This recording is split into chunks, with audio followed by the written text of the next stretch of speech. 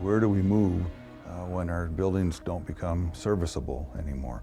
When our numbers rise in number of students, or when, as we are finding now, the facilities begin to disintegrate. We're out of space is what it comes down to. We've been out of space for a long time. So we've got teachers in classrooms that are probably too small. We've got updates, electrical updates we need. The classrooms don't have enough outlets. We've got people from outlying communities that actually want to come to this community, to our school, to be a part of it. But yet we have to turn down here at Randolph open enrollments. It's actually about a $6,500 increase to our budget for every open enroll student that comes. And this would be for constructing on our high school an elementary section, modifying part of the high school so it would accept middle school. And the board, after all this study, still feels very strongly that one campus school is the way to go.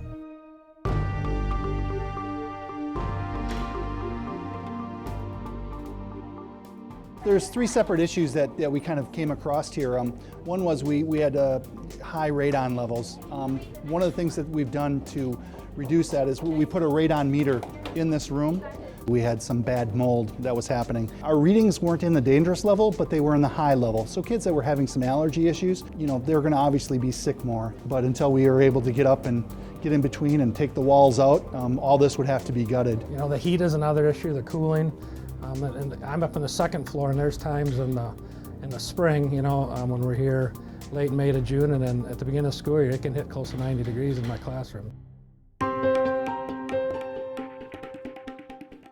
Safety is, you know, some of our most important things that we want to make sure that we provide here for the students. They're coming in with wet snow boots and it's overcrowded, and those stairs are extremely steep and narrow. So I'm always concerned, and I have plenty of staff out there to monitor, but making sure that the kids are walking orderly up the stairs. Hopefully nobody slips and gets seriously hurt. When parents or anyone buzzes in the door, like I said, it's about 100 feet away from the office. That's one of the safety concerns that I've noticed, and it's not the parents that I'm concerned about, it's someone that maybe slip in right behind the parents or comes in a door that, you know, is not secured.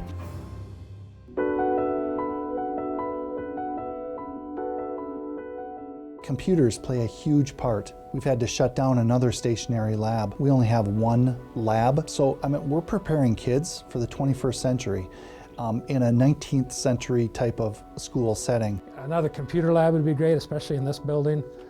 We've actually had to turn one of our old computer labs we used to have into another classroom, so that was another, you know, because of space issues. They're not going to have a career that doesn't involve computers in some way, and we're kind of limited with our ability to use technology because of the space constraints that we have.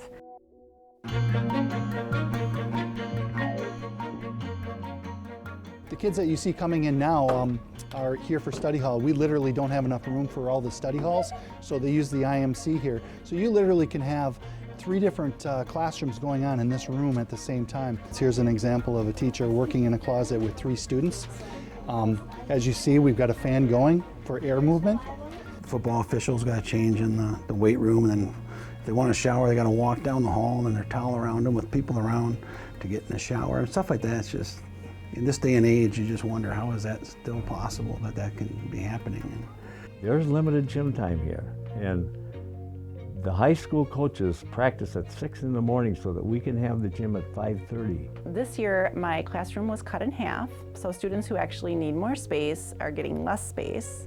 We're so cramped that we have to teach out in the hallways or teach out in the cafeteria. So I think having a new building will be able to keep all of our students in our own district and have more specialized teachers to work and meet those students' needs.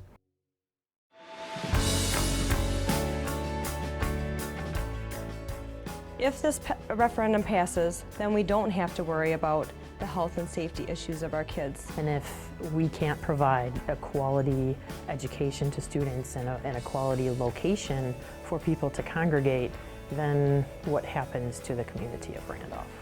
Property values will go up with a better school. And I've seen it myself. You know, we buy a farm, you know, here and there, and we try to sell off the buildings because all we want is the land. And right away you notice the school district makes a difference in what you can ask for. the low interest rate we can get now, it just seems like the time to do it. The investment that we're asking them to make is in the future of our kids, the kids that are going to grow up and support us someday. In terms of attractiveness, yes, families, one of the first questions they'll ask when looking for a community to live in is, what are the schools like? And I think it's a benefit for our community, for our taxpayers, when the answer can be, our schools are great.